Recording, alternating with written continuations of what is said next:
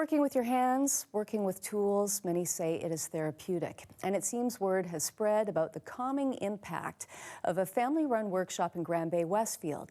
It attracts wounded American veterans who are looking for a moment of peace. Earlier today, we sent our videographer, Graham Thompson, to see what was going on at the RobCosman Purple Heart Project.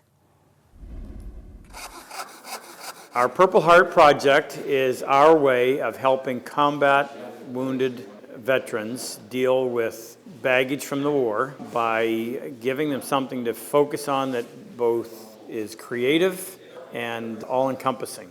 We do something that has no dust, no danger, no noise. Encompasses all aspects of your ability to think and to see and to touch.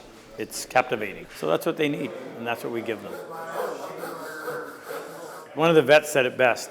He said, the minute I walk through that door, my stress level just melts. My father always instilled in me that these people need to be respected, admired, and thanked.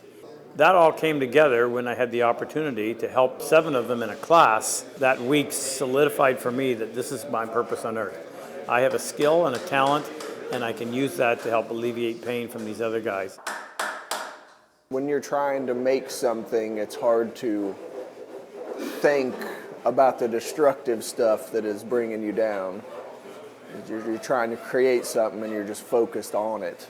Being here for 3 days, I wake up, I'm feeling great, I'm ready to come here and do this. It's definitely given me something to focus on, which of course takes the focus off of other things, which can deter veterans of sorts, whether it be mental or physical. I deal with a lot of knee pain. When I get really into it, my attention goes into the work and not into the pain of the knee. Nothing but beneficial to the individual that comes here. These folks need to be taken care of. It's our responsibility. They did it for us. Every one of them said they would do it again if called on. And the least we can do is help alleviate some of that suffering by teaching them a little bit of woodworking and sending them home with some tools.